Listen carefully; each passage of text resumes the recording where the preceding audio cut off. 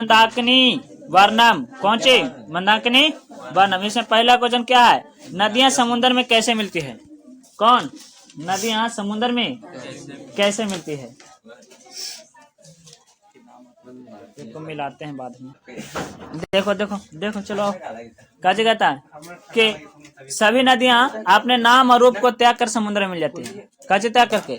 नाम और रूप त्याग करके कहाँ मिल जाते हैं? समुद्र। मंदाकिनी का कैसा जल श्री रामचंद्र जी को मन को आकर्षित करता है? ठीक ना। तो मंदाकिनी के कलछल छल छल बहते हुए, है ना, कलछल छल छल बहते हुए काश पुष्प से शोभित, है ना, विचित्र पुलिन छटा और ऋषियों पशुओं से सुगंध जल राम को काची करता है? आकर्षित करता है। मानी कुछ सौंदर्यता जो है ना नदी का वर्णन करता है पानी का, है ना, और यही काची करता है, इनको बहुत ज्यादा पसंद आता है ना, आकर्षित करता है। इसके बाद वाला क्वेश्चन को देखो। मंदाकिनी वर्णम पाठ में श्री रामचंद्र जी ने सीता जी को किन किन शब्दों से संबोधित किया है? कैसे क्या है? किन किन शब्दों से संबोधित किया है? ठीक ना। तो यहाँ पर सबसे पहले कैसे किए हैं? परम पावनी गंगा की सुंदरता निरीक्षण करने के लिए राम सीता के कई रूपों से संबोधन करते हैं, जैसे हे प्रिय और कुछ विशालक्षी शोभने इत्यादि से कच के इनको संबोधित किया। किनको? सीता जी को हे प्रिय, है ना, विशालक्षी और कचे शोभने। आगे कहता है कि अति संक्षेप में मंदाकिनी नदी का वर्णन करें। माने कि मंदाकिनी नदी का काची करना है? वर्णन अपने शब्दों में करना है। देखो ये काची कहता है कि वाल्मीकि रामायण के अयोध्या कांड की सर्ग संख्या 95 से संकलित है ना, जिसमें चित्रकूट के निकट बहने वाली मंदाकिनी नामक छोटी नदी का वर्णन किया गया है। कौन नदी का? मंदाकिनी नामक छोटे नदी का।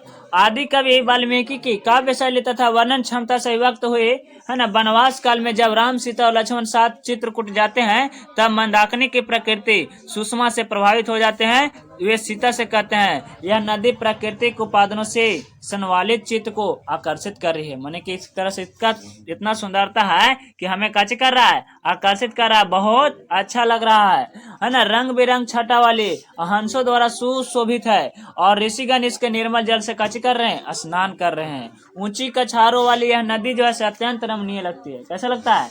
रमणीय लगता है, मतलब एकदम बहुत बढ़िया लगता है। श्री राम सीता को मंदाकिनी का वर्णन को सुनाते हैं और उन्हें कौन कौन शब्दों से उच्चारित करते हैं? हे प्रिय, विशालाक्षी, है ना, और शोभनी, इस शब्दों से कैसे करते हैं? संबोधित करते हैं। ठीक ना। आगे कहता है कि पर्वत नाचता हुआ क्यों प्रतीत होता है ना, पर्वत नाचता हुआ क्यों प्रतीत हो रहा है? कौन? पर्वत। ठीक है। तो मंदाकिनी नदी चारों ओर फैले हुए फूलों पत्तियों तथा पौधों से सेवित है, माने कि सजा हुआ है ना। जब तेज हवाएं उन्हें उड़ाती है तो पर्वतों की चोटियां ऊपर उड़ती हुई और नृत्य करते हुए प्रतीत होती है। पर्वत के ऊपर छोटे छोटे पेड़ पौधे जितना है ना, जब नदी के हवा झोंक जाता है तब पेड़ पौधा हिलता है, तो ऐसा प्रतीत होता है कि नदी जो है कच कर रहा है ना, पहाड़ को हिला रहा है, पहाड़ नाचता हुआ कच होता है, प्रतीत हो रहा है। ऐसा थोड़ा बहुत ना कि वो हिलवे करेगा। ठीक ना। अच्छा, इसके बाद के क्वेश्चन में देखो, श्री राम के प्रकृति सौंदर्य बोध पर अपने विचार लिखें। किनका विचार लिखना है?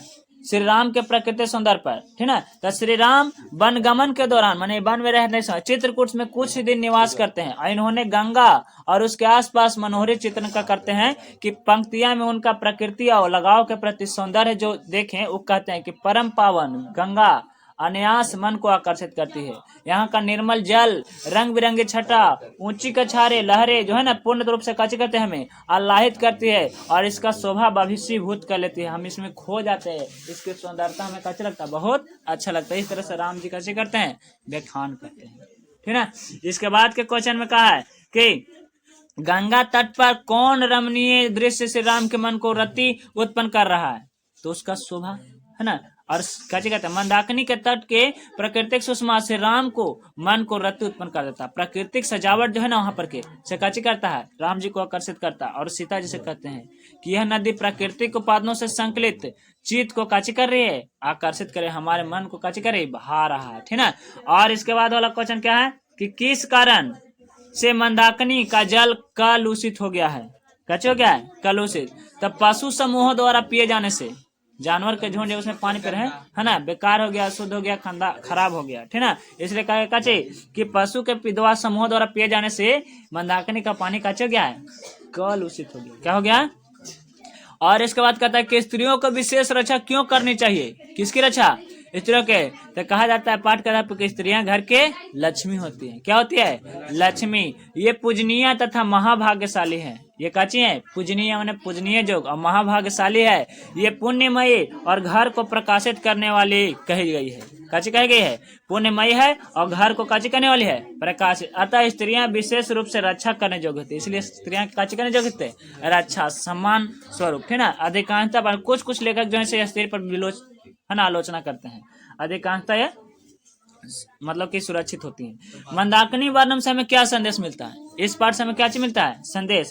तो मंदाकिनी वर्णन महर्षि वाल्मीकि कृत रामायण के अयोध्या कांड के 55 सर्ग से संकलित है। कहाँ से लिया गया है, तो रामायण के अयोध्या कांड, रामायण के अयोध्या कांड के 95 सर्ग से संकलित है। और इसमें हमें काची प्रकृति के चर्चा के बारे, पर्यावरण सुरक्षित रहता है इसके बारे में काची मिलता है, चर्चा मिलता है। कहता है कि प्रकृति को बचाए रखना चाहिए, उसे नष्ट नहीं करना चाहिए। जैसे वहाँ पर नष्ट की भी चर्चा किया है कि पशु काची करता है, पानी वहाँ पे रहता है जेकरा से कु है ना हो जाता है ना। प्रकृति के शुद्धता पर हमेशा काजे करना चाहिए, ध्यान देना चाहिए, है ना, यानी इन्वायरमेंटल हमें देखना चाहिए। अगला क्वेश्चन है कि लास्ट क्वेश्चन है कि प्रकृति मनुष्य को क्यों लगाव रखना चाहिए, मनुष्य को प्रकृति से क्यों लगाव कराना चाहिए, ठीक ना। तो देखो प्रकृति ही मनुष्य को पालती है। मनुष्य को कौन पालता है, प्रकृति, ठीक ना। और अतएव प्रकृति को शुद्ध होना चाहिए। प्रकृति कैसे होना चाहिए, शुद्ध। यहाँ महर्षि वाल्मीकि के प्रकृति यथार्थ रूप वर्णन करने से मनुष्य को लगाव रखने का संदेश देते हैं कि देखिए भगवान राम भी प्रकृति का करते हैं, चर्चा करते हैं, है ना। आप राम के अनुयायी जितने लोग हैं प्रकृति को बचाए रखिए। तो तूने सब अमरुदिया को तो कर दिया खराब, इसको घेर देना, है ना। अच्छा, हमारे जीवन इसको कैसे बनाता है, सुखमय बनाता है। और यहीं परिपाठ कैसे होता है।